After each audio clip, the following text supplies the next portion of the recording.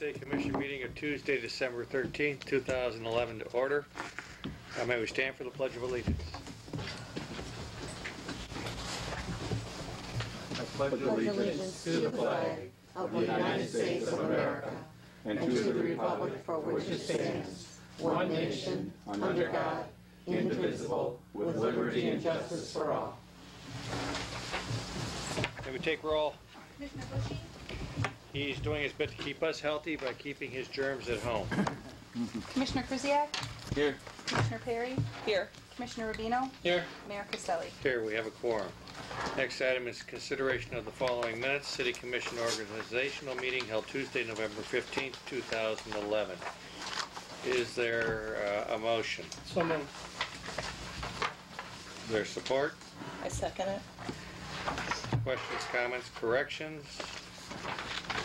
May we take a vote? Commissioner Rubino? Yes. Commissioner Perry? Yes. Commissioner Krzyjak?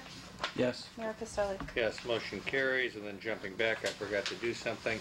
We have two agenda add-ons to act upon. The first would be a report from the city manager on the Polar environmental issue and status. That would be, I propose, as agenda item 5A. And then since the packet got put together, a bill has been introduced and is in the last 5 days already been passed by both the State House and the State Senate to reduce the size of our Oakland County Commission. And Commissioner Zach, who's here, has asked us to consider a resolution expressing our displeasure with that action. And I would suggest that that be agenda add-on number 5B. Is there a motion to so amend the agenda? So moved. Is there support? I second. May we take a vote? Commissioner Rubino? Yes. Commissioner Perry? Yes. Commissioner Krzyjak? Yes. Mayor Costelli? Yes, motion carries. Next item is the November disbursement report. Amy. Accounts payable and payroll for the month of November was provided to all of you prior to the meeting. Payroll was $86,295.32, and accounts payable was $500,677.97, of which $267,839.52 was in tax liabilities. Any questions as to the disbursement report? Is there a motion? I move that we approve it. What do I move? Sorry. Oh, Your Honor, I move that the November 2011 disbursement report be approved as listed. Is there support? Yes. May we take a vote? Commissioner Perry? Yes. Commissioner Krzyjak? Yes. Commissioner Rubino? Yes. Mayor Costelli? Yes, motion carries. Next item, agenda item 5A, report of the city manager as to the Polar environmental situation. Sherry. Thank you, Mayor.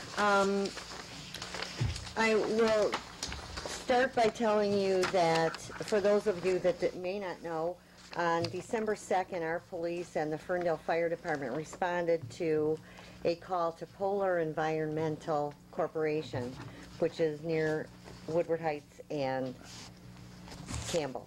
There was a very noxious odor in the air. Most of the residents east of Woodward Avenue could smell it.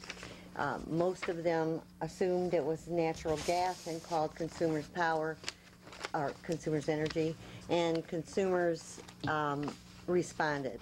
They have since told us that they received more than 300 calls within that first couple of hours. And I spoke to a gentleman last night who works for them, and they accrued a significant amount of overtime to the responses. It permeated the air in Ferndale, in Pleasant Ridge. It went as far as Birmingham. Some residents spoke about it, Huntington Woods, and Royal Oak. So it was certainly of concern. On Monday, many residents also called the company and the fire department and reported this and wanted to know what they could do about it, and they were told also that they could contact MDEQ, and then I received an email from a resident who actually got a formal letter of apology. And that letter was dated December 6th, and Polar admitted that it was human error that caused this vapor to escape into the air, and one of the tanks was, the employee left the building and one of the tanks was left on and it heated to what should have been a maximum of 170 to 180. It was well over 200 degrees by the time they called him back in. That's the reason for the odor and how it happened. When I heard about it, and not just me, but the Ferndale City Manager, the fire department, the police department, as well as the elected officials, it was of great concern for two reasons. We know that Polar Environmental is a waste oil recycler and wastewater recycler. We know that they handle hazardous materials. We know that there has been many years of complaints about odor, some of which was suspected to be Reichhold Chemical, the old Reichhold Chemical, but most were documented to be coming from Polar. The Ferndale City Manager arranged for a conference call where Pleasant Ridge could be involved. That happened on Monday. I was on the phone along with Commissioners Krzyjak and Perry, the Ferndale Fire Department, our police department, and there were 3 representatives from MDEQ. We were informed, I think, quite frankly, of a lot of information that we learned that Polar has been operating in violation of permitting requirements. They were notified of that.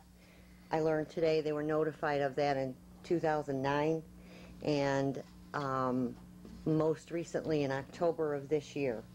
And so they have agreed, Polar has been cooperative according to the state. They are working with them through the permit process. One of the good things about the permit process is it does require a public hearing, and both Ferndale and Pleasant Ridge have agreed that a public hearing for comments by our residents and theirs should be held here and not in Lansing, and that's something that we will pursue and insist on. Last night, the 3 of us and 1 other resident attended the Ferndale City Council meeting, and they also were just giving a report on this, but wanted to make sure that their understanding was pretty much the same as ours. And although MDEQ was really helpful in explaining what had happened and steps that they were taking, they were also very clear to tell us they did not have a lot of enforcement teeth, if you will. There is an enforcement division, and they encouraged our elected officials, all of them, to inform residents to feel free to call them. In fact, encourage residents to call them, because that's what actually triggers an inspection. They did take samples while they were out that Friday night, but again, the report is that the result of those samples may not show us much of anything, and we pursued it from the angle of the air quality and what we could do as a community, the 2 of us, to obtain additional testing and perhaps contacting the EPA, who does have oversight over this air quality division of the MDEQ. And that is something that we will pursue, and I have been in conversation. A lot has happened over the last few days very quickly. It's interesting that we did get a response, prompt response, from MDEQ, so I am sure that the fact that many residents have contacted them is the reason that they have responded so quickly and have been willing to share information and details about what's coming up with the permit process with Polar. I am seriously concerned that there have been, according to some people, 10 years of complaints about this, and I did have an opportunity to briefly talk to our fire chief last night, and he agrees that, you know, together perhaps we can make a difference. And I'm going to ask the City Commission, once I gather some more information, to allow me to continue to pursue this matter. It will take some time, but I think that it's high time that if it has indeed been going on this long, I think we need some answers. I think we need some independent testing. And I know I'm not comfortable, and I know many are not comfortable to rely simply on what the state tells us as fact and truth. And why is there only one inspection a year required? I did ask them, would they be willing to share any historic information that they had on file relative to complaints? And the answer is that information is FOIAble. I followed that up to ask if they would charge us for that information, and they said speak to the FOIA coordinator. So, you know, I think they're... That's code for yes. Yes, I think so. But I have no doubt that they will be cooperative with us. It's just a matter of there's a lot to handle in a very short time.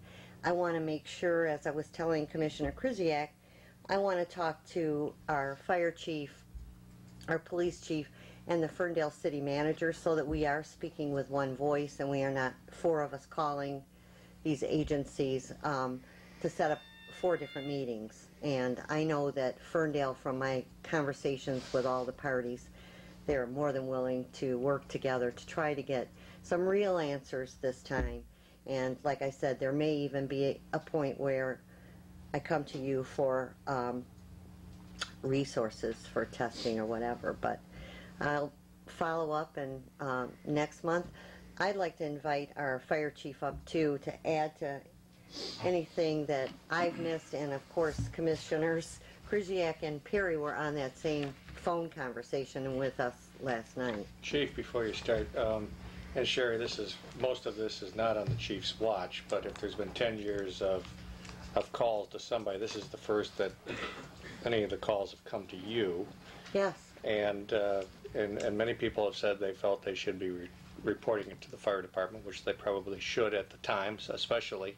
But please, especially if it's on the weekend, you know, that weekend, send an email, call Sherry on Monday, just so she's in the loop, even though we're calling the chief. Which is the right thing to do, right? That Sherry is in the loop so that she doesn't find out that there's been years of stuff and we find out about it now. And that is not a criticism of you, Chief. No, I understand that, Mr. Mayor. This has been going on for a vast part of my career. A quick commentary, I believe without changes in federal EPA law, you're not going to see a lot done because there is no teeth, as Sherry said. And that's pretty much what DEQ told us kind of on the sly. But they basically said without a immediate threat to life or health, they have really nothing they can do to shut them down. So it's pretty much operate as they constantly do.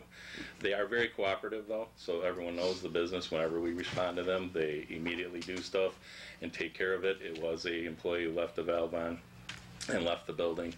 They put a fracking agent in when they get up to 170, 180. He left that on. It oversteamed the tank and released it. The company did say there's no health hazards, but nothing was tested at those temperatures, and that is in the DEQ lab, and it's going to take 2 to 3 weeks before we know if any health hazards were delivered by cooking it at 200 with a fracking agent and releasing it at that point in time. And a fracking agent is what?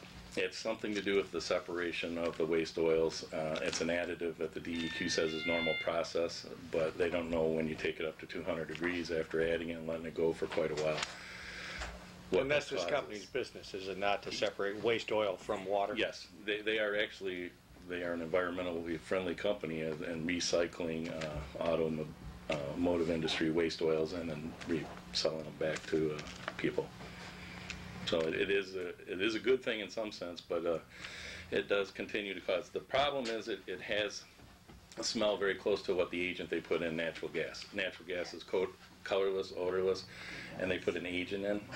That agent is so it not nauseates us or makes us aware that there is a natural gas leak. The odor produced when they do these waste oils is almost identical, even to the point of fooling natural gas crews from consumers or other gas companies where they come out with sniffers and that and look to see if there is a real gas leak. So with that in mind, the DEQ staff would like all the odor complaints to come to them. So you can call them at the 1-800-292-4706, and that's their DEQ dispatch. and then they will dispatch out Becky Loftus, who's the environmental quality analyst that's handling this for MDEQ Air Quality Division. She's extremely cooperative, and she's really on her A game on this, but they would like to get the calls. However, I would tell everyone that anytime there's any odor, this could mask a natural gas leak. So call us, then call the DEQ, so that they get a lot of citizen calls in there. But we're on the way to make sure we sniff and make sure there is no immediate life safety hazard or explosive hazard, because it could be natural gas and it could be mistaken. And if Polar was releasing at the same time someone had a natural gas leak, that could be catastrophic if they only called MDEQ and didn't get a hold of us. And again, Chief, for the replay of this meeting, can you give the name and the phone number again? And Ted, if you have a way to type that on before we rebroadcast? The MDEQ dispatch, and that's all hours, is 1-800-292-4706. Rebecca Loftus is the environmental quality analyst that's working with us from Air Quality Division of MDEQ. If you do have a gas smell, obviously call 911 or our Berkeley dispatch at 248-541-9000. And we deal with these odors daily or weekly. We have guys that are trained, and we've been dealing with Polar for a long time, so we have guys that can actually sort out what it is after they sniff the environment with a machine, know that it's not explosive or a lethal hazard, lack of oxygen, etc. Then they can tell you that it's probably Polar, and then we head right over to Polar and double check what's going on there.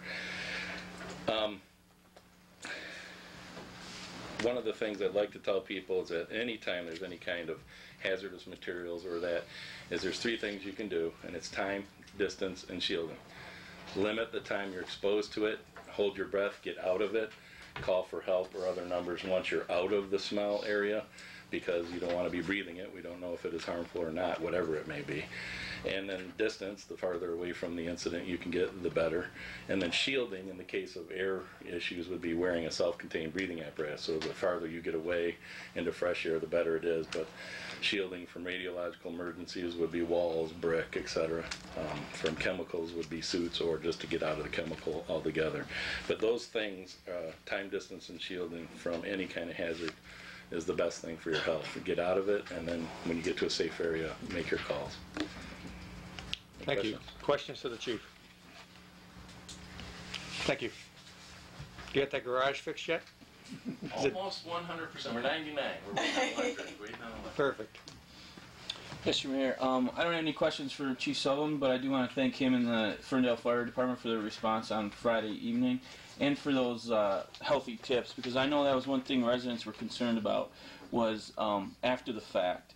And in conversations with Mrs. Loftus, she emphasized we need to have citizens calling in these complaints. But I did want to emphasize what Chief Sullivan was talking about. It's imperative that if residents smell something suspicious, that their first call has to be a verification that things are safe at their location.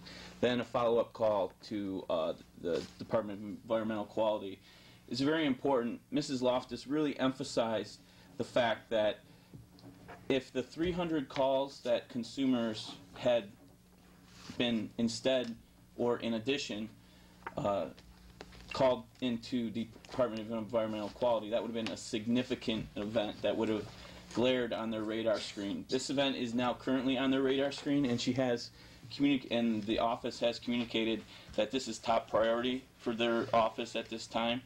She just wanted to emphasize and to help me understand, and then for me to talk about the residents of this community, how important that call is to the state departments, because they take they're bound to take every call very seriously and follow up on every call.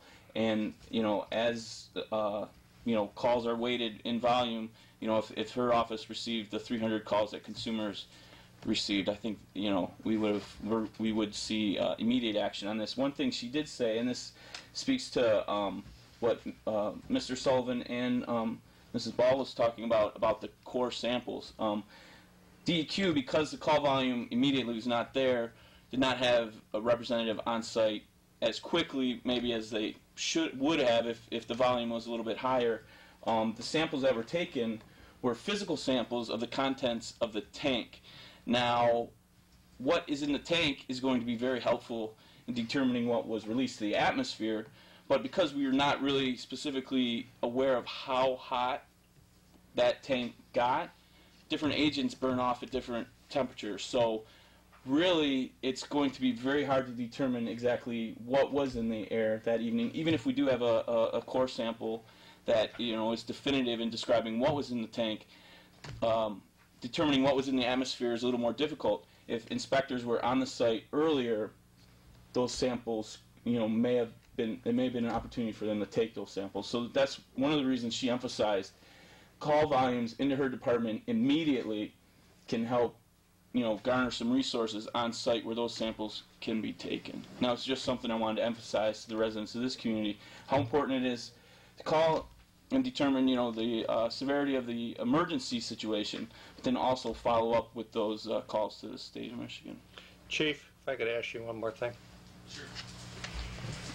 If you get future Polar calls, will you also follow up and call DEQ immediately? Yeah, we do, and on that night, the captain, Doug May, who was in charge, immediately figured out after the third call coming in on a gas leak that it could be, so they sent a unit over there and had DEQ on the phone from dispatch. Okay. DEQ did not respond right away because their dispatch goofed. It took over an hour to locate the air quality division people and get a hold of them. So now Becky has her cell personally into their dispatch, so she will get an immediately call anytime any of us call DEQ. We're also doing a thing with Oakland County to back search our records because they come in as gas leaks. So it could be to any address, any business, any home. So what we're trying to do is search through the notes of the officers to see if Polar is mentioned in there, so we can just see how many of these things actually went on in the last few years. So the computer guy is working on it at Oakland County to see if he can extract that data, because it's not indicated in the address listing or name of the business. It would be the person calling. So. Okay. Chief Sullivan, several people have, posted on Facebook and sent me emails over the past week or two still that they're smelling things. Do those, have they been related, do you think, to Polar? Or you're not sure? You haven't gotten any other? We haven't gotten any, but that is their regular business. So if they are back up and running, and one of the things they did do, I'm going to say 2006 is switched down to nighttime burn-off so that it didn't bother as many people. So there is an odor when they release it. We just had a mass odor because the guy left the valve and overcooked the tank. But there still is odors from their daily business. If you go over there, it's real obvious, and it's at the corner of Wolcott and Lewiston. Used to be called Bill's Waste Oil, and then Polar Tech, and then Polar Environmental. I think every time they get in a lot of trouble, they change their name and move on to a different subject. So it's the same place. Which is true. The DEQ told us that they can't check back with previous ownership because of the permitting. Yeah, and they're forcing them into the permit, which opens it up to public comment, but that isn't necessarily going to happen anytime quickly. We are going to get the results back from the waste oil within 2 to 3 week period. So hopefully by the first of the year we'll know what was released that night on December 2nd, but we're not going to have anything else other than what's happening. I think the more people that call DEQ, they're basing it just like consumers on what the volume of calls were and what they're going to react to. A lot of calls, a lot more reaction. And one thing I would add to that, and Mrs. Loftus communicated this to me also, it's not too late. So if you recall on December 2nd smelling something and it was a noxious smell and you believe it was related to this event, it's not too late for residents to call the hotline and still register a complaint. So even what was really revealing in the conversations was, as of Monday, she said she had gotten like 1 call on this incident. Towards the week, I think last I knew that we were up over 30 calls.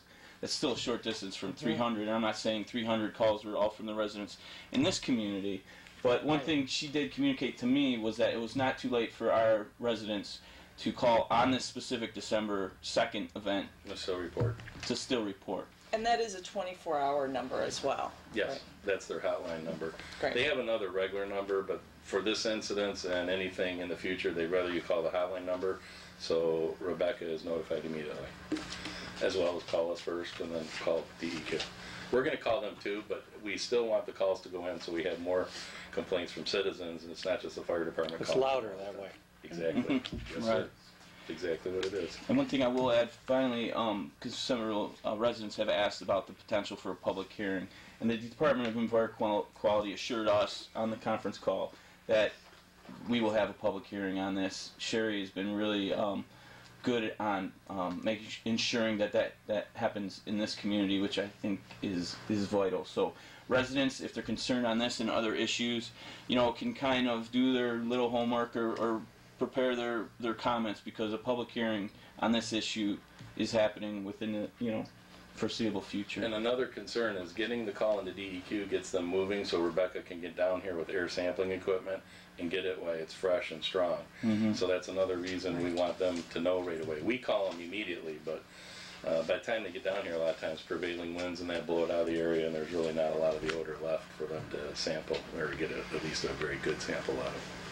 Now, we have gotten several different numbers for DEQ, and what we'll do is we'll verify and justify what they all are, and we'll make sure that that Ted gets them so that he can enter them all in with their different, what exactly this 800 one's right from Rebecca from their emergency dispatch. The 292. Yeah, the 292-4706 is the one she's asking everyone to call. Okay. So that dispatch will get the hotline call directly to her. To her, okay. Within minutes of us calling that. And I'm sure Scott could post on the They're up. website. Okay, good.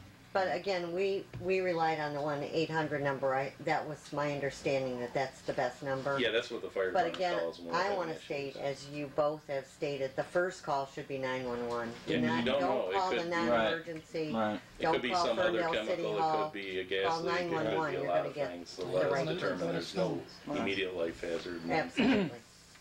Okay. Thank you. Thanks. Next item would be 5B, the bill rapidly going through the state legislature on the size of county commissions. Commissioner Zach contacted me earlier today asking us to adopt a resolution opposing that action. Since her contact with me this morning, apparently the Senate has already joined in and passed. Would you care to elaborate further? Well, this is a bill, just for everybody to know. At census time, we reapportion all of the different districts. And the county commission, historically by legislature, by state legislature, is reapportioned with the county clerk, the county treasurer, the county prosecutor, and the head of each political party. 5 people, and everybody met in open public meetings, submitting maps, going through revisions and so forth. And there was an approved map that was vetted and voted upon months ago. And this, there was a majority vote of the 3 Democratic representatives on this, and it was taken to different levels of court challenge, to circuit court and to the Court of Appeals, and the Court of Appeals unanimously decided that this reapportionment was legal. It met all of the different standards of the Voters' Right Act, so forth. We in Oakland County approved $75,000 to pay for a computer program that would show you that how it works in the legislation and the numbers to streamline and simplify so that we would meet all the standards of the law, and we felt that that was a good investment for all of us. So lo and behold, that goes through. There's still an opportunity for the opposing side to appeal this to the Michigan Supreme Court. But the majority party in the state legislature decided that they were going to introduce this Michigan Bill 5187, and it was introduced by former county commissioner Brad Jacobson and now state representative Brad Jacobson. And basically what this bill does is that it mandates that the state will tell Oakland, all counties over 1 million residents, which is only Oakland County in the state of Michigan, that you will have 21 county commissioners. And presently, the statute says that we have the opportunity to decide anywhere from 25 to 35. And the reapportionment committee considered that and said, no, we'll stick with the 25. So it mandates a reduction down to 21, and it also determines that the reapportionment will be redone with a system that allows the current county commissioners to redraw their own districts in 2012. So that means that there's no check and balance in government.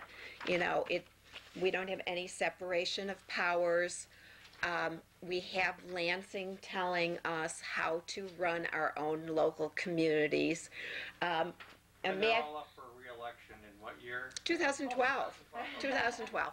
And it would be like going to the World Series and saying, I don't like the rules of the playoffs. I want to change them right now, just as we're going into the, we're changing the rules of the game. So this was fast-tracked. It was heard in committee. It was literally introduced maybe about a week ago. It was heard in the General Government Committee in the House on Wednesday. The House voted it in on Thursday. It went to the Senate and was voted on today, and so it's ready to go to the governor's desk. So we have multiple different strategies. We're asking cities to pass this resolution opposing this bill. There's been a tremendous amount of media attention. Even Channel 4 local news had an article today at 5:30. I happened to be exercising, and their lead-in story was, do you know who your county commissioner is? And led into this and quoted Andy Meisner, one of the people, and Bill Bullard, another person about this. So it also, my concern from South Oakland County, I worry that we're just going to decrease our voice further, and things that we hold near and dear to this end of the county is just going to be moot. Mass transportation, regional communication, and so forth. Parks. What? Parks. Parks. So, I'm asking there's a resolution before the City Commission to support opposition against this bill. And regardless of which side of the political aisle you're on, if it can be done once, it can be done twice or 3 times or 4 times. And Unprecedented. this is another example of the state in the last 10 to 15 years stepping all over local control. And as I often like to remind people, part of the reason that the cities are in such dire financial shape is that the state couldn't balance its budget, so it took the city-state shared revenue away from the city so they could balance themselves on our backs, and then want to appoint emergency financial managers because we can't manage without the money they took from us. Put crassly. There's a lot of whereases in the proposed motion, basically going over what Commissioner Zach reiterated, but with some of the political rhetoric taken out. But the resolution itself that is proposed would be resolved that the Pleasant Ridge City Commission opposes this attempt to impose new state rules on our county that removes local control, negates the actions of county voters, forces a new system of redistricting without our consent, and places the ability of drawing new county commission lines in the very hands of the current city majority county commissioners. And we call on the Michigan Senate, I guess too late, and the governor of the state of Michigan to oppose this bill. Questions, comments, discussion? The question I have is, this is a direct violation to me of the Home Rule Act. I mean, it's taking away the rights of the local governments. There's a lot of constitutional challenges to this, and that certainly it will go to the courts if it goes forward. But we're also talking about a time bomb ticking, because we're talking election. We're almost in 2012, right? And starting election time. So there's lots of different legal challenges, home rule, so forth. But the quickest one would be for the governor to say enough is enough, I'm not signing this. And there's no question that there's attempts to get to the governor and say, just veto this. And it's off message. What does this have to do with fixing the climate in Michigan? Yeah. So, that's certainly something we're approaching and trying to do along with that, besides people speaking out. Well, Mr. Mayor, if I can, I'd like to make a motion to approve the resolution for Oakland County Cities to Michigan State Senators and Governor Snyder. Is there support? Support. Before we call a vote, I had a conversation with Commissioner Zach this afternoon in which I expressed uneasiness with adopting something like this on such short notice, but at the same time, a week ago, we didn't know this bill was coming, and it's on a fast track, and if we wait till January to act, it may already be signed by the governor. That's how fast. And again, it just shows that legislature can maneuver things quickly when they want to. Any further discussion? Maybe take a vote. Commissioner Rubino? Yes. Commissioner Perry? Yes. Commissioner Krzyjak? Yes. Mayor Costelli? Yes, motion carries. Play any other news from the county? Any other good news? Couple of other things really quickly. I do invite people, if you want to come and voice your opinion on this at the county commission meeting this Thursday morning in 1200 North Telegraph next to the courthouse, 9:30. There is public comment. I am introducing a resolution along with Commissioner Taub trying to get Woodward reclassified by the Michigan Department of Transportation so it would be the highest priority road. We know that it's a second tier road and that they're technically only required to plow one lane going up Woodward and not do things overtime. So we're trying to do that. We had a presentation from the Road Commission. We did a lot of lobbying last year to no avail. We're introducing a resolution. And I also want to let residents know that there are some high-level jobs in IT and technology available in Oakland County government. They're posted on the website. We have several, high-level positions. It's a very exciting market for computer people in southeastern Michigan, and the county is having trouble attracting and retaining our talent in the computer area. So, that's it. Questions? Thank you. Thank you. Thank you very much. Thank you. City Commission liaison reports, starting to my left, Commissioner Perry. First of all, I want to thank Commissioner Rubino for sharing very valuable information on the work that he's been doing with the Ferndale Public Schools. His contributions, I think, really helped open up communications for the residents with the school board.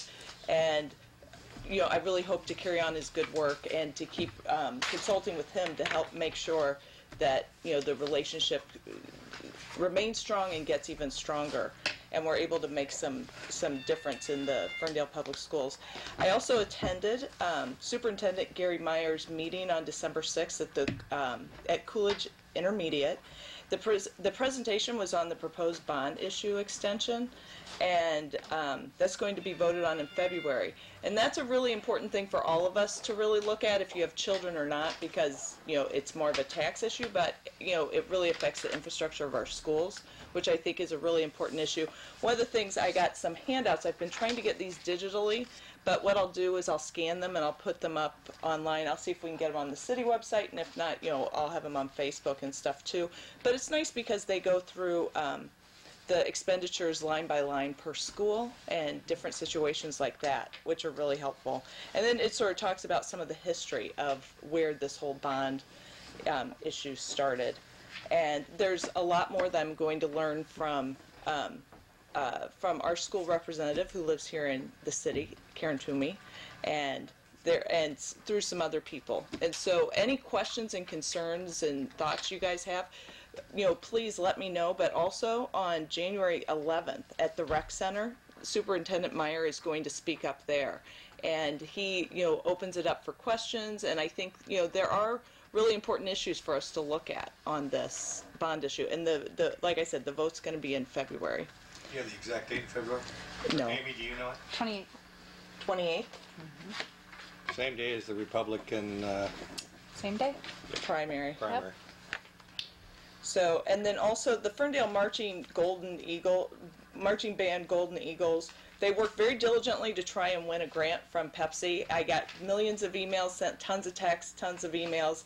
They came very close, but you know, they have a very loyal following, and it's an exciting group. So I just want to congratulate them on that great effort.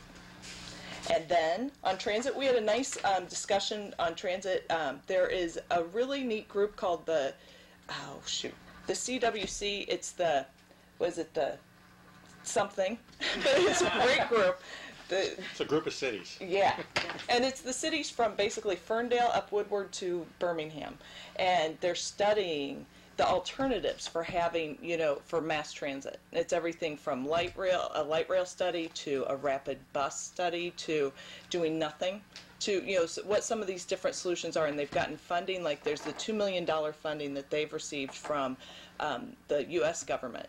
And so there are really interesting things that study is including, and it's very much at the beginning stages. So any thoughts you guys have on that, or things that you want to have considered, please let me know, and I'll take it to this committee. It's a very smart group of planners and everyone from these cities. So, thank you. Okay. Commissioner Rubino. Well, this past week, I attended my first historical commission meeting. I found it to be very interesting. I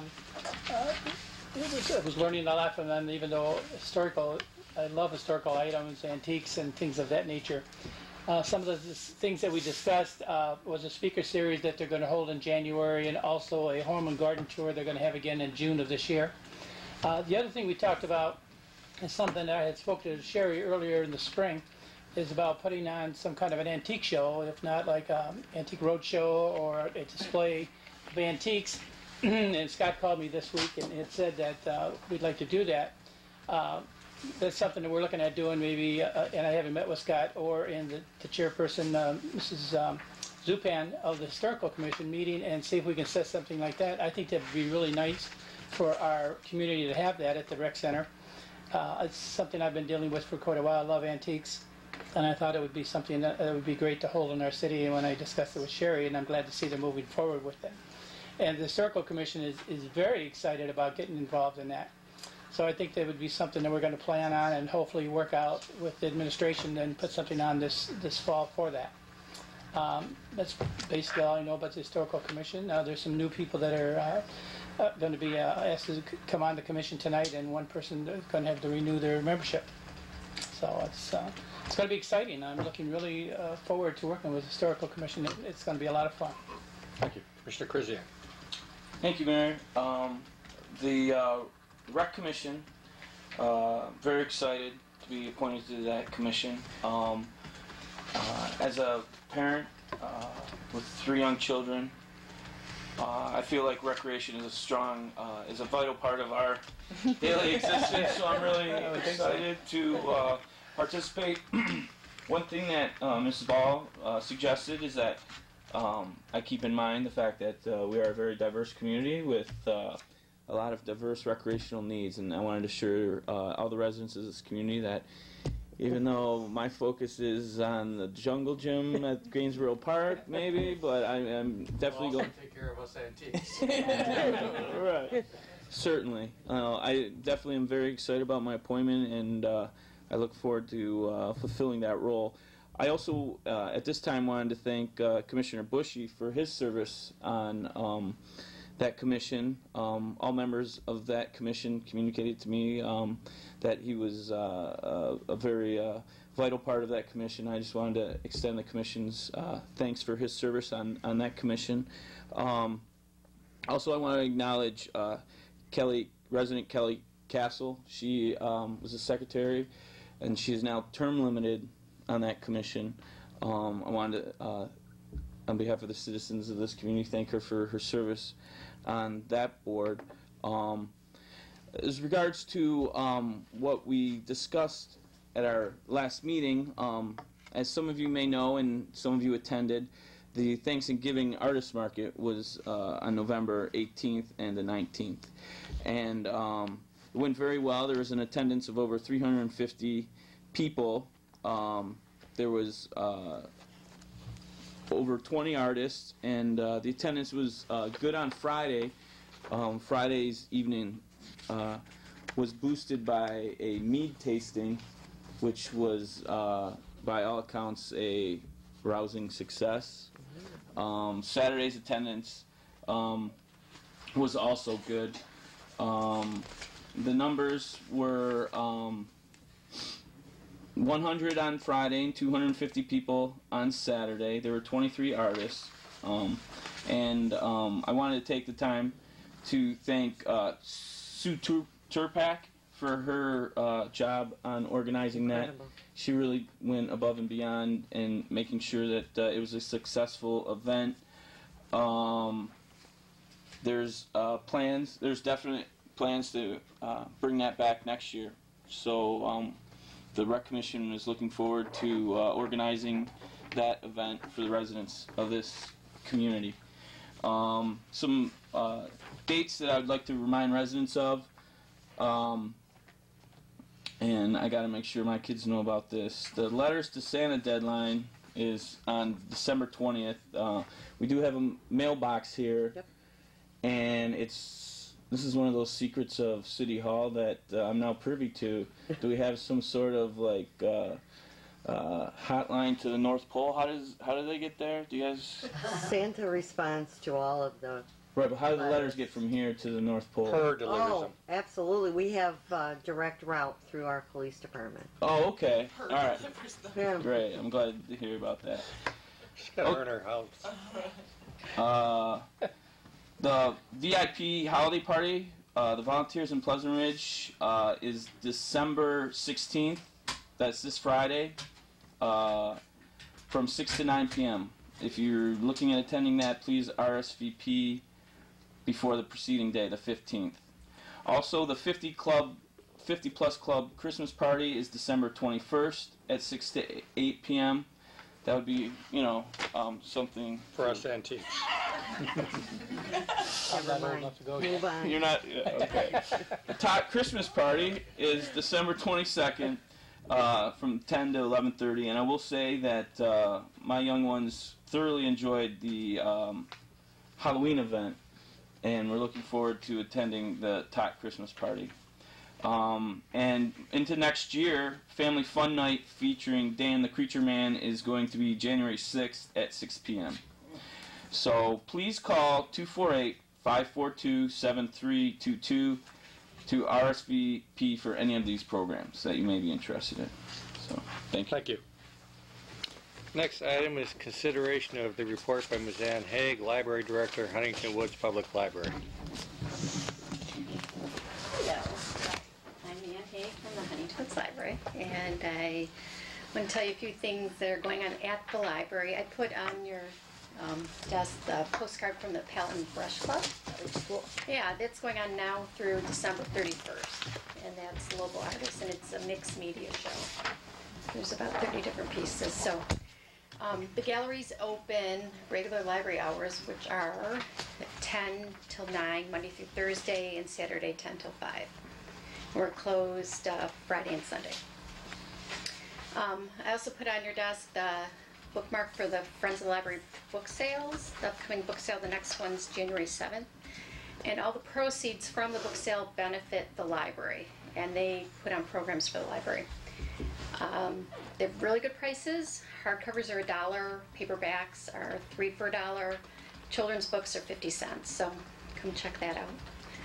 And the Friends are also having a Friends Day program in Pleasant Ridge, first time ever, April 22nd. There's going to be 2 programs. The first one is Druminity, and it's for all ages but geared towards children. That's at 1 o'clock, and it's a drumming program that's supposed to encourage community.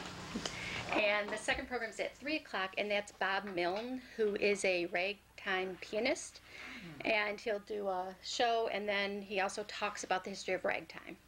So everyone's invited, and to sign up for that, you call the library at 248-543-9720, or you can go to our website, which is www.huntington-woods.lib.mi.us. But we have a new calendar, so now you can sign up online for everything, which is very nice. Makes it a lot easier. Let's see. We're starting a new program in January with the Berkeley High School Robotics Club, and it's called Cyber Saturdays, the second Saturday of every month from 2 to 4. If you have any computer questions or have a Kindle, or you want to learn how to download books, how to download pictures, how to set up a Gmail account, set up a Facebook account, you can come in, and these kids will do one-on-one tutoring. So, but they're very knowledgeable. Are they patient? Yeah, they are. So it's a new program, and so we'll see how it goes, but they're very eager to do it. So that's the second Saturday of every month, starting in January, from 2 to 4. And do they do, I'm sorry, do they do both PC and Macs? They do everything. They know everything. That's true. They do. It's amazing. I just got a new phone, and my daughter is 9, and she's downloading apps, and I have no idea. But let's see. Oh, for those of you that have e-readers, we do have Overdrive, which is a service to download ebooks for free. And just recently, they now are allowing downloads to Kindles. So if you have a Kindle, it's even better. It's really easy. There's a icon on the side once you log into Overdrive, and you click on that, and it'll give you a list of all the Kindle books. All you need is a library card, because they do ask for a library card to log in and download. And it has audiobooks as well? Audiobooks, yeah. Okay. E-books, e-audiobooks. Mm-hmm. And they're compatible with iPads Okay. and MP3s. So. And then your material says they automatically disappear at the end of the... 2 weeks, yes. Okay, is there any way to renew those, or do you have to go download them? You have to download them again. Yes, you have to read quickly. Or remember what page you're on. Exactly. Well, you can bookmark it. So. Not after you've erased it, can you? No, you can't do that. Our holiday hours we're closed from December 23rd through the 26th, and December 29th through January 2nd. And one more thing, we belong to a consortium, and we're able to access databases through the Michigan Electronic Library.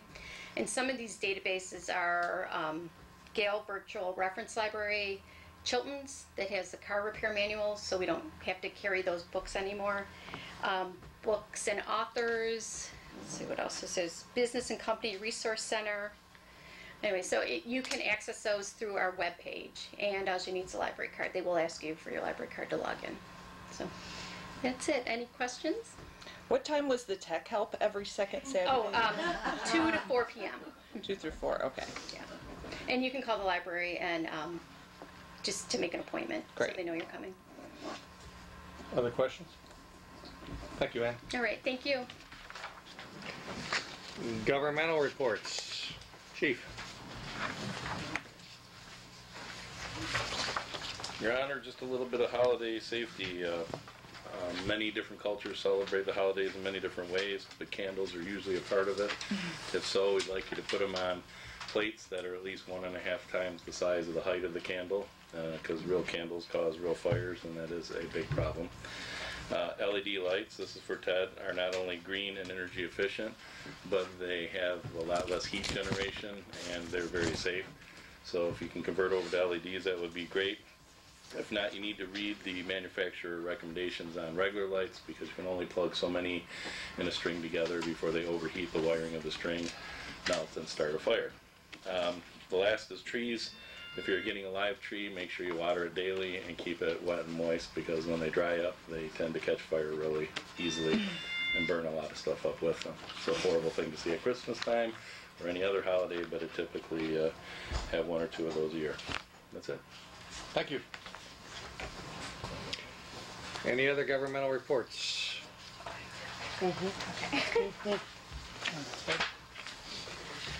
Hi, Karen Toomey, Ferndale School Board. I have to say that I think that Commissioner Perry has already stolen a lot of my thunder, so Sorry. this will make it really short and brief. You know, I also want to thank you, Commissioner Rubino, for the lines of communication that you have opened with our school board. I think it's going to prove to be very valuable in all sorts of ways. You may also be interested to know that we as a school district have also responded to several calls that can be traced back to the Polar facility, depending on which year I will change the name. So just to let you know that there is always room for collaboration if you would ever like to make that contact. Also, as Mayor Castelli was pointing out, we are all losing revenue. Schools are no different. Our revenue as a school district has not only remained stagnant, there's actually been a decrease in our expenditures from 10 years ago. So if you figure in the cost of inflation and how much more it does cost to educate children, especially now that we need our Kindles and our smart boards and everything else in order to stay current, it's of course very difficult to operate under that sort of a climate. So December 19th, as a result of the legally mandated dates that we're allowed to move, will, as a school board, be voting on putting a school bond onto the ballot, as was mentioned by Commissioner Perry. And this is going to be an extension of the current 7 mills that you are already paying.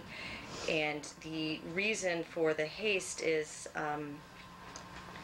as you may or may not have noticed, property prices have apparently fallen a little bit. And so the formula was set up out of brilliance in how to make sure that the amount of money we as school districts were levying would not inflate too quickly. So they have a 5-year average you have to take and a very complicated way to figure out how much we're allowed to borrow.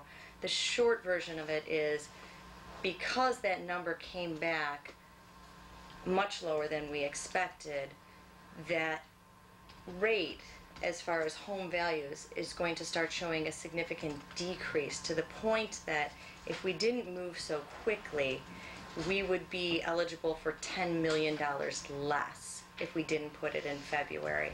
So that's why there is this sort of unprecedented speed at putting something together, and the legal holes we have to jump through makes it so that we really haven't been able to move more quickly than this. But Is that a race against the March border review, or just mandating this year versus another year, or what?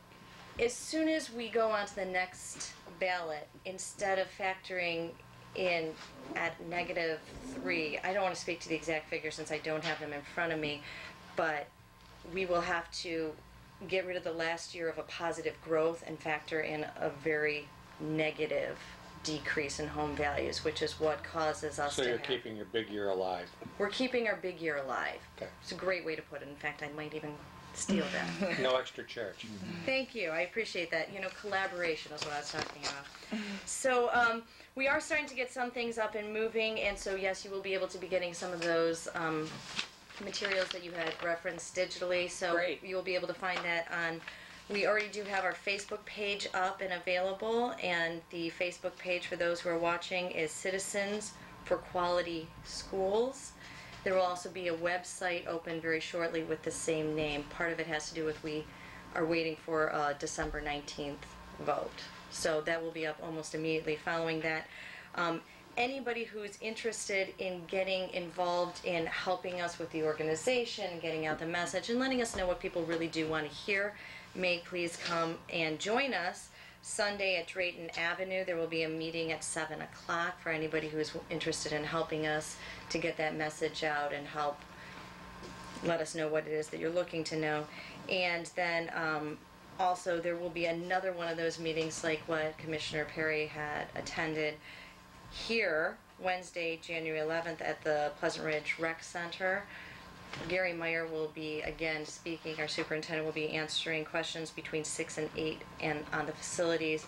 As I'm sure you can understand, we as a school are not allowed to actually sway votes and put a stance on it, so it will not be political, but what we can do is answer questions having to do with the actual state of the facilities and any sort of numbers questions you may have. So at this point, I open myself up for questions. Questions from the commission? Thank you. Thank you for your time. Karen, I want to say it's been a pleasure working with you. And us with you, really. Yeah, it has Thank been. you. And I appreciate your help, I really do. Next item, number 9. Ted, you had one last month. You got 2 months in a row? Unfortunately, there weren't two meetings at SACRA, so I have nothing really to report from SACRA.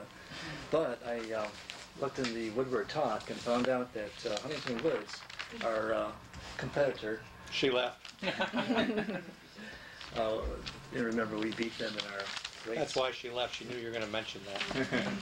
But it says that Huntington Woods is to participate in a nationwide recycling contest.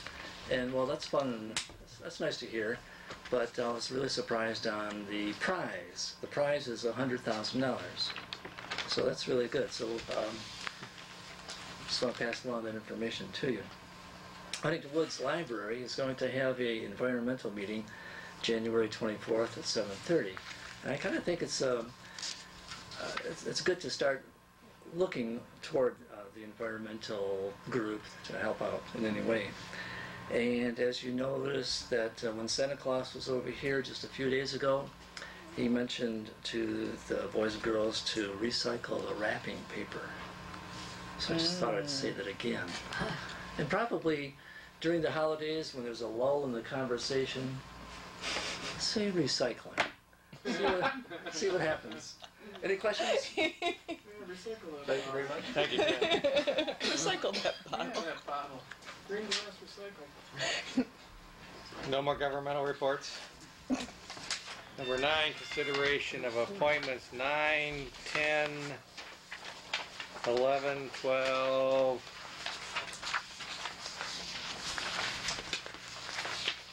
through 14 are all appointments to various junior commissions. Number 9, consideration of the appointments of Ms. Kathy Gillis and Mr. Scott Morrow to the Pleasant Ridge Historical Commission to fill expired terms, their terms to expire December 31st, 2014. Sherry.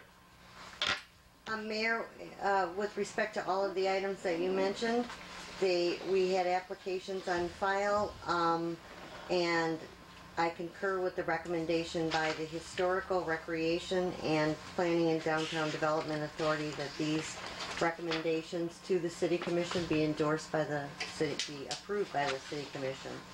One thing I also would add is we've had some long-serving members on the Recreation Commission, Kelly Castle, who I think has been there about 8 years. Another one that I'd like to comment on is Brian Stern, who was on the recent November ballot. I spoke to him and asked if he would like to continue to be involved, and he was, and therefore was appointed to serve on the Planning Commission. And Assuming he gets our vote. assuming, yes, he gets your vote.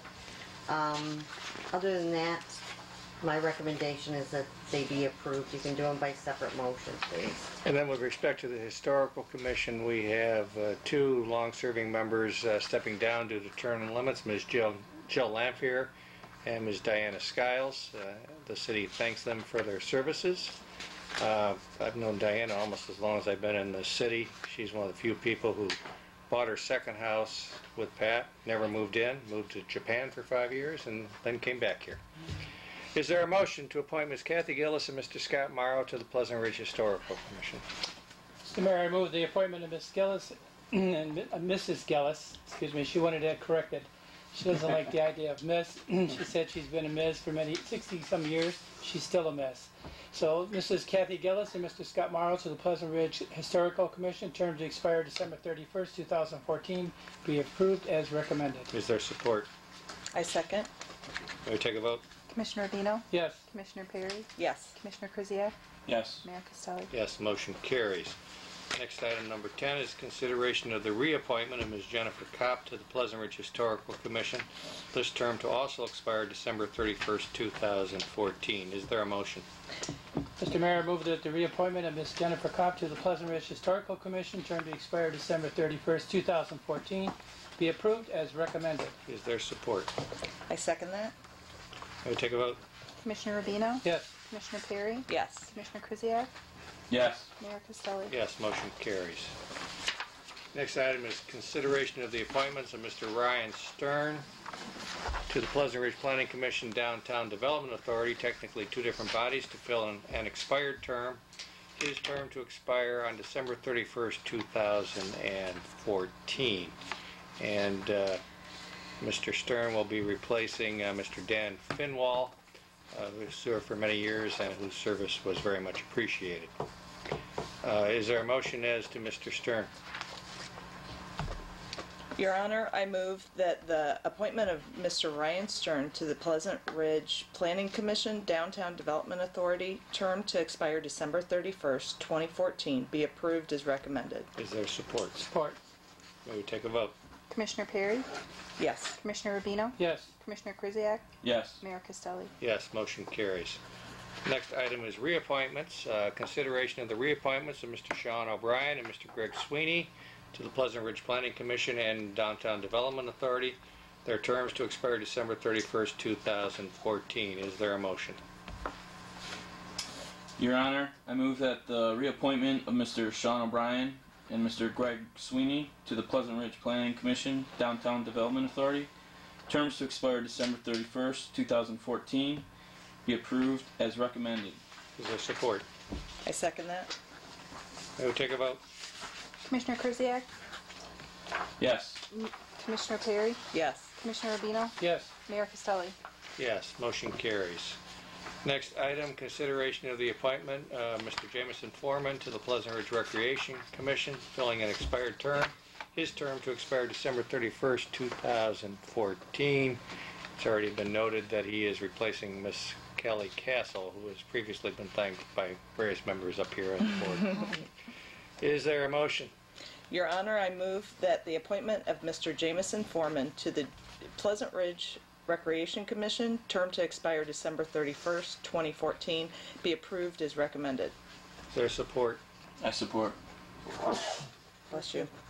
May we take a vote? Commissioner Perry? Yes. Commissioner Kuziak? Yes. Commissioner Rubino? Yes. Mayor Costelli? Yes, motion carries. Last appointment, consideration of the reappointments of Ms. Jacqueline Scully and Mr. Victor Fernari to the Pleasant Ridge Recreation Commission, terms to expire December 31st, 2014. Is there a motion? Your Honor, I move that the reappointment of Ms. Jacqueline Scully and Mr. Victor Fernari to the Pleasant Ridge Recreation Commission, terms to expire December 31st, 2014, be approved as recommended. Is there support? Support. May we take a vote? Commissioner Kuziak? Yes. Commissioner Rubino? Yes. Commissioner Perry? Yes. Mayor Costelli? Yes, motion carries. Next item is the consideration of the 2012 Federal Poverty Guidelines. Sherry or Amy, who's got this one? Actually, we both worked on it. I'll give it to Amy. This is her memorandum. Each year, the City Commission is required to adopt poverty exemption guidelines to be used by the Board of Review in poverty exemption cases, property tax exemption cases. The city is not allowed to set limits lower than the federal poverty guidelines. So in the recommended resolution, you'll see that I have recommended, or I have asked the City Commission to adopt the federal poverty guidelines. The Board of Review does have some leniency if there's some type of emergency or some kind of hardship on the homeowner where they need the exemption. So I have attached the resolution for your consideration, the application that the homeowners can pick up at City Hall if they'd like to apply for the poverty exemption, and then the asset test that the Board of Review will use to determine whether they qualify. Questions of Amy? Are there any changes in this from what it was previously? It went up over last year's amounts, so So it's the a amount higher that the amount. income, right, that the homeowner can make is more. Oh, okay. We typically have followed those guidelines, but the dollars change from year to year. Okay, and this is the U.S. guideline? Yes. Yeah. Federal? Amy, in paragraph 5, there's a typo in the resolution. Residents should be residents. Okay. The one question I had regarding the exemptions, are they strictly health related or? No, it could be some other type of emergency or hardship that the family is facing or that the homeowner is facing. Would that include a loss of employment? Yes. Is there a motion? Mayor, I move that the proposed City of Pleasant Ridge poverty exemption formula be approved as recommended. Is there support? Support. As the resolution was corrected by Amy. May we take a vote?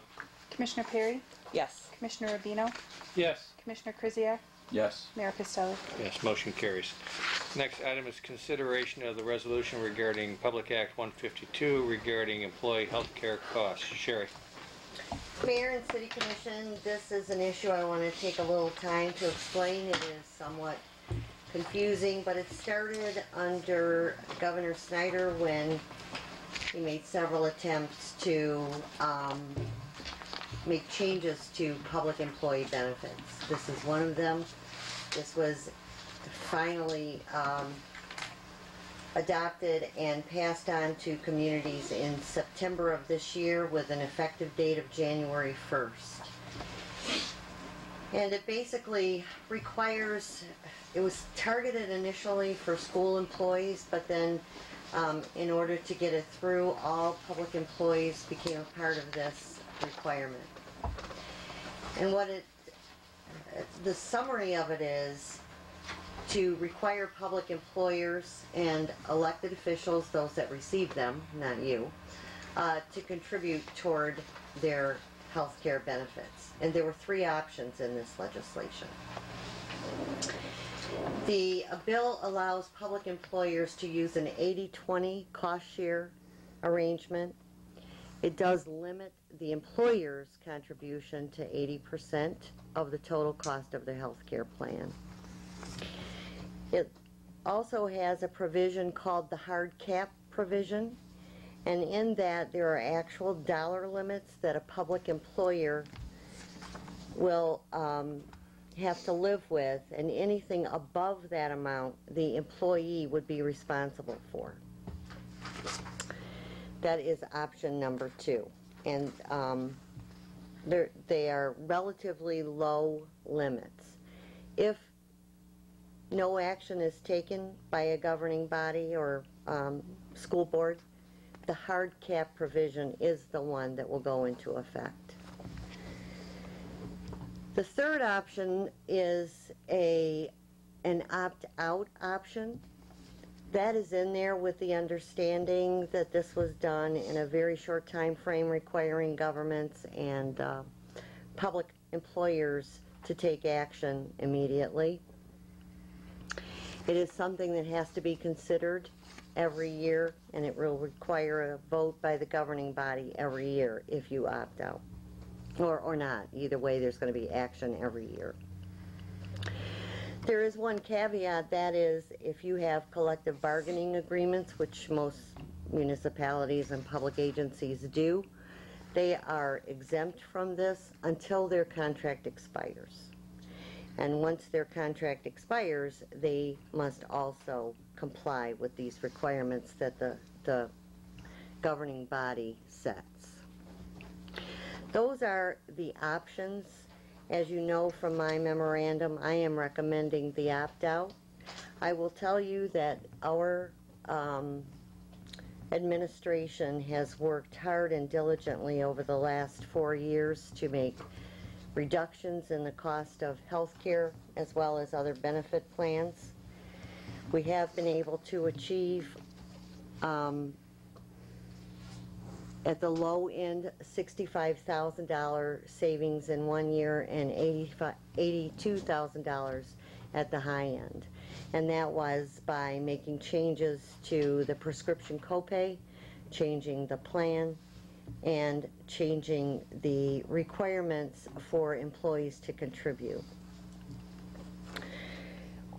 Employees in Pleasant Ridge are currently required to pay 10% of the cost of their health care, as well as 10% of the cost of their deductible. Office visit copays have more than doubled, and prescription copay over the last year doubled. So a good amount of money is being contributed by employees currently. In addition to that, we do have our one contract that is in place, and that is something that was settled this year. It expires in 2013, so the employees of the police department will not be asked to comply with any of these new provisions as it's protected until 2013. That's important to note as we move forward. I did surveys. I posted the question on the city manager's listserv, and I asked it of communities of like size.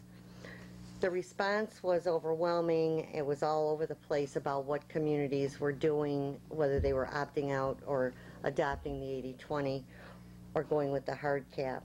It was hard to find a community that was actually adopting the hard cap. Some were going with the 80-20 or were already there as part of a phase-in program that they were looking at, and many have opted out. Again, part of the reason is these communities, a lot of communities are waiting until all of their employees,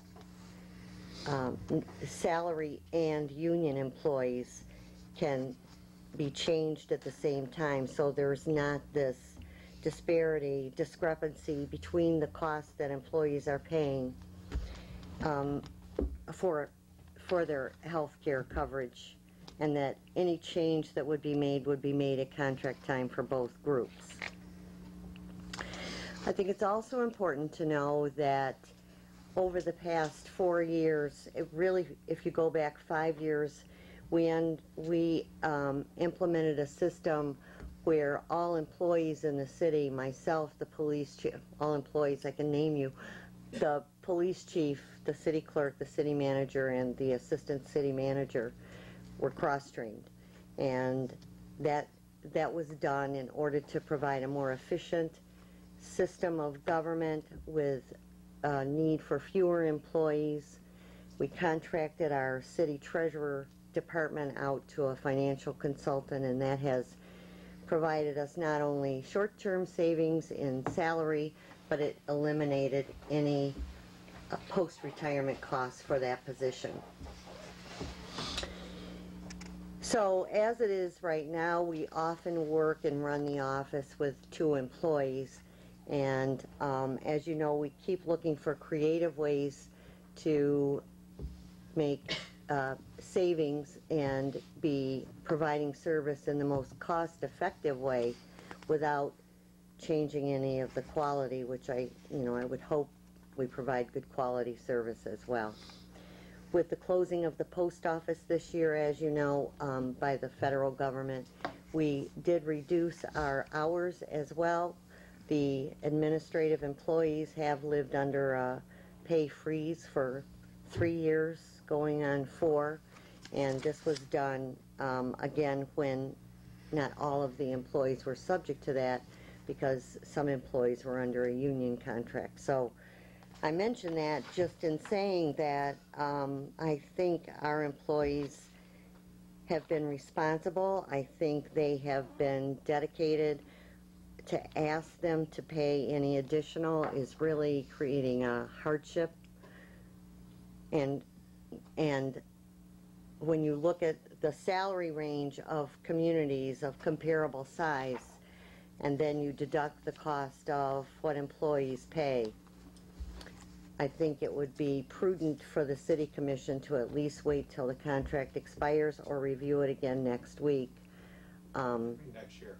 I mean next year. Please not next week. Yeah, next year to review all the benefits as we do every year. So my recommendation is that the city, the other part is, and I'll just put this out there because we make the statement with all the time, and we have been making this for years. A lot of this is about local control, and this is a mandate, again, from the state. Sherry, in your recounting of the recent history, there's a couple of additional items I think need to be noted. One, this requirement was finally passed by the legislature, I think in July or August, after the collective bargaining agreements were already negotiated, but knowing that this was possibly out there, and well after we had already adopted our budget. And in addition to the changes in the health care that you summarized, there also have been changes both in the salaried employees and in the union employees, the non-union and union employees, insofar as retirement benefits are concerned. Yes.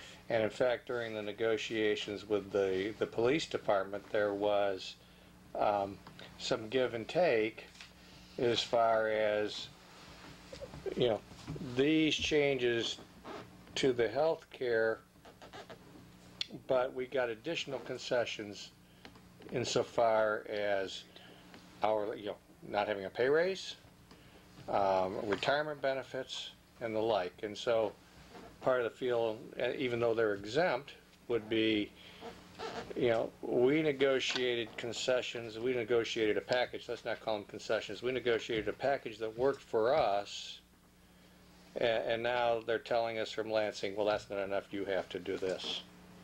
And I agree with you. I think for years, our people on both sides of the aisle have been very cooperative in addressing and being realistic about the fiscal problems we all face.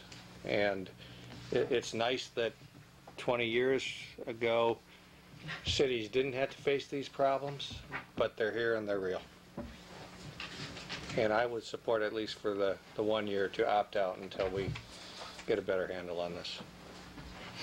Now, did you say, are the police involved, like, covered on this as well? They're exempt for this. If we adopted either of these caps, they're exempt because they're under a binding agreement that doesn't expire till June of 2013. They will have to comply in 2013, which is what I mentioned. Okay. It just makes sense that at the very least, let's wait for a year, and maybe let's wait 2 years, and that way we're at the table negotiating, and whatever the contract carries usually goes with. So their benefits package isn't a whole different thing. It's rolled into this, you know, and it'll, because they've already negotiated that Right. contract, Right. it's not affected by this, but it would be affected going forward. So who all is included in this? It would be Mr. Peterzak, Miss Allison, me, and Mr. Humphreys. Okay. There's 4. And, and Carl. And Chief. I'm sorry, the chief. One thing I will note, though, Darren is a fairly new employee. He was hired in under a whole different agreement, where he does not have post-employment benefits. He pays already a 20 or 25% of the cost of his retirement and health insurance, which is, you know, the trend where everyone's going with that. So I don't count him because he would already be in compliance. Right. So it'd be the 3 of us. 4 of us. Other questions? Sherry, I just want to add one thing. I think that the police department did a good job of working with you to try to cooperate and reduce their benefits and settle a contract. And I think that the governor put this into a July 1 deadline only because they wanted the union contracts to be settled. But I still don't think the state has a right to come into local communities and decide what the cost benefit should be. That should be, again, a home rule, and the local municipality determine that, not the state. So if I could, you may, Mr. Mayor, I'd like to move to the proposed resolution regarding PA 152 related to the City of Pleasant Ridge employee health care costs be approved as recommended. Is there support? I support. Further discussion or questions? My only further discussion is, I think you guys all, you know, work very hard and everything. And this is a lot, my problem just being new, is that sometimes I need a little more time so that I can digest and sort of put perspective, because coming from more of a corporate side on all this, that sometimes there are very different scopes or parameters with, you know, benefit packages and things like that. But it's different from municipal governments. Yes. That's the problem. Absolutely. You know, the governor has passed a rule that only affects public employees, not private employees, because Yeah. he has no jurisdiction. Right. I really don't believe he has jurisdiction over the local communities. That's why I favor this, because I don't think it's right. I think the administration has done a great job of reducing our budget, making the appropriate cuts, and I just can't see us putting more on the employees. I just, not right now. I just think it's the wrong time to do that. I understand what you're saying, though, and in all fairness, Commissioner Perry and I had a conversation this afternoon where she needed a little bit more detail. Right. It's confusing when you've looked at it for 10 years, but I hope that information at It least definitely sheds was some light. helpful. Thank you. Other questions? Maybe take, Jason, yes? Well, Mayor, I just wanted to say, you know, as an employee myself, you know, as millions of other Americans were being asked to take on, you know, a burden of our healthcare costs. One thing I wanted to just state is the, you know, the appreciation that the residents of this community have for our municipal employees, and how, although I do think, you know, we have to be very diligent about our costs, specifically related to healthcare, I think the hard cap provision in this 80-20 split would really be a burden on them. So. Maybe take a vote. Commissioner Rubino, Yes. Commissioner Krzyjak, Yes. Commissioner Perry, Yes. Mayor Costello. Yes, motion carries. Next item is public discussion items not on the agenda.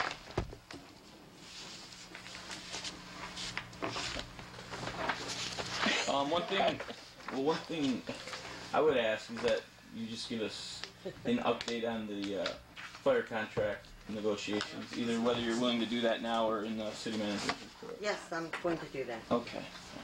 City manager's report.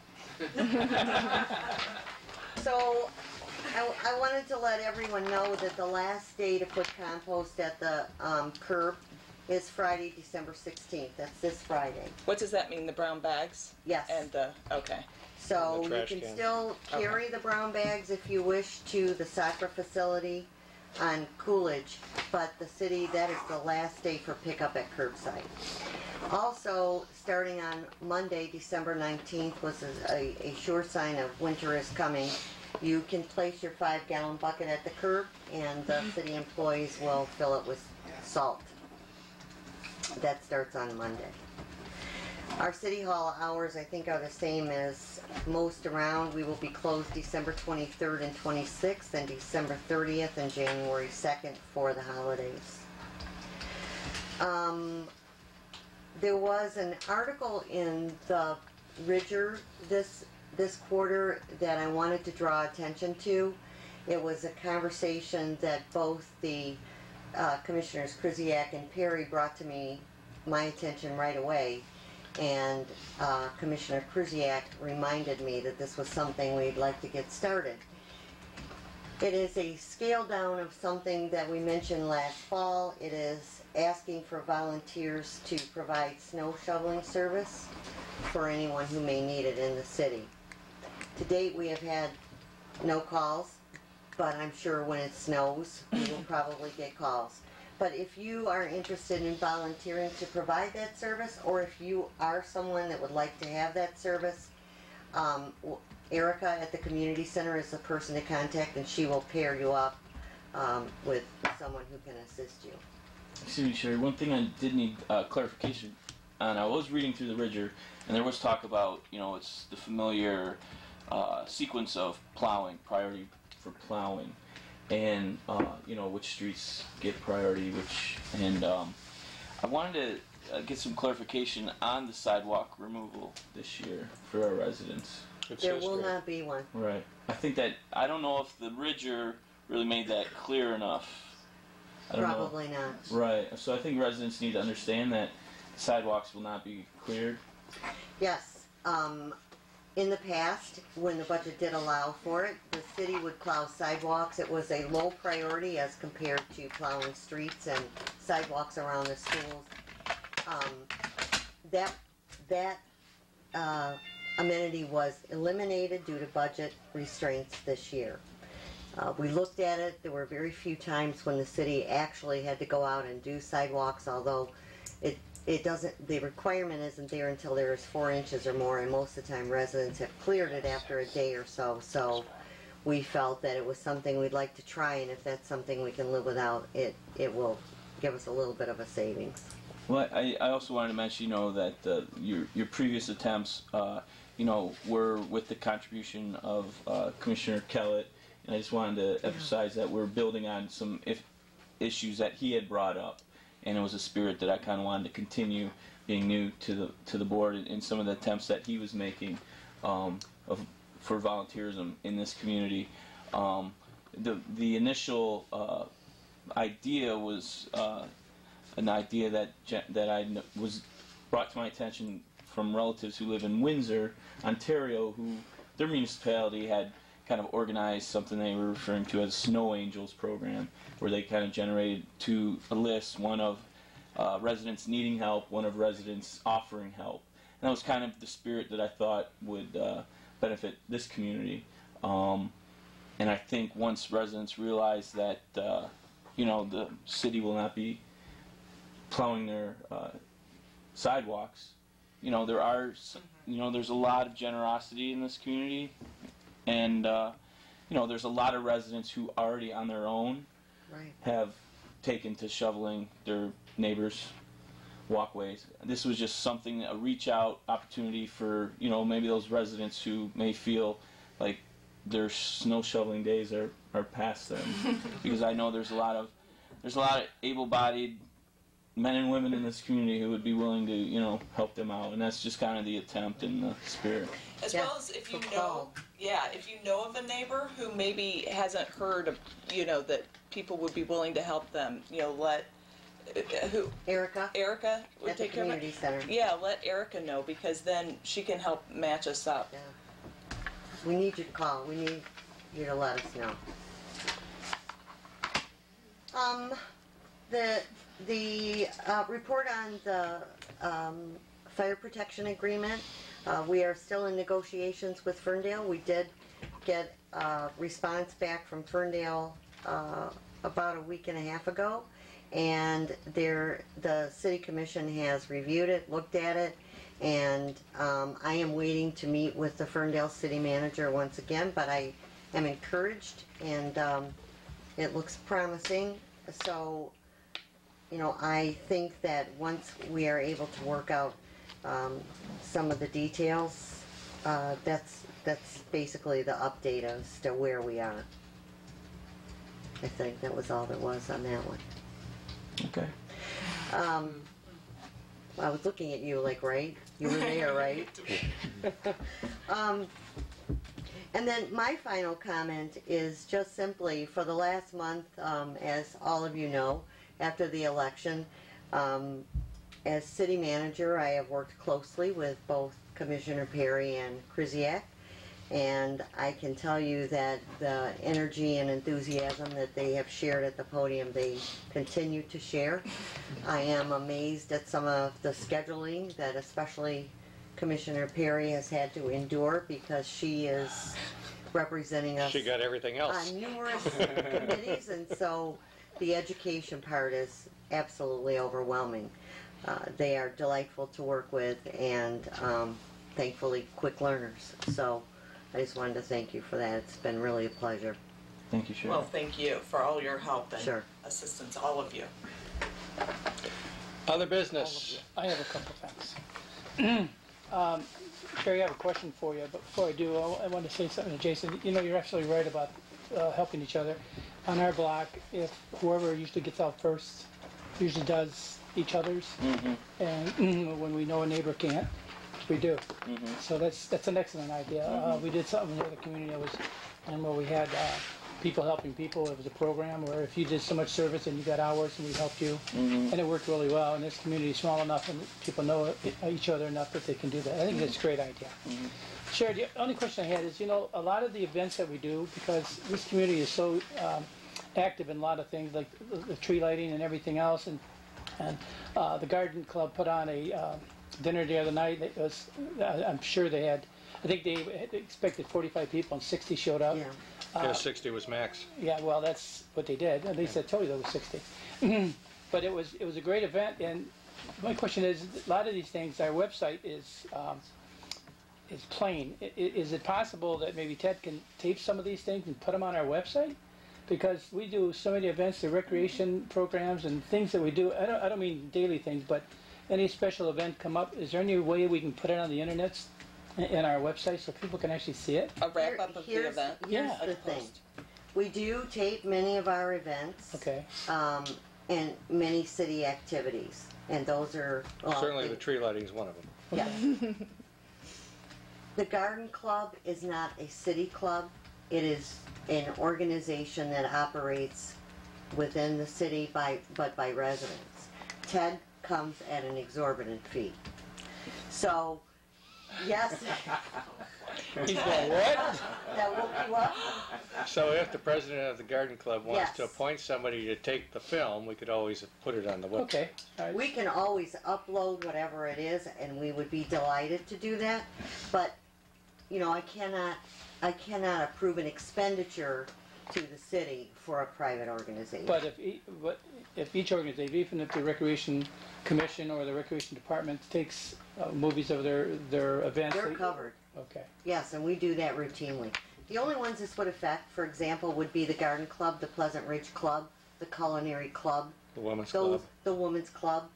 Those are not city-sponsored groups, even though But they are they can active. submit tapes and Or they events. could hire Ted. Yes. Yeah, but he charges too much.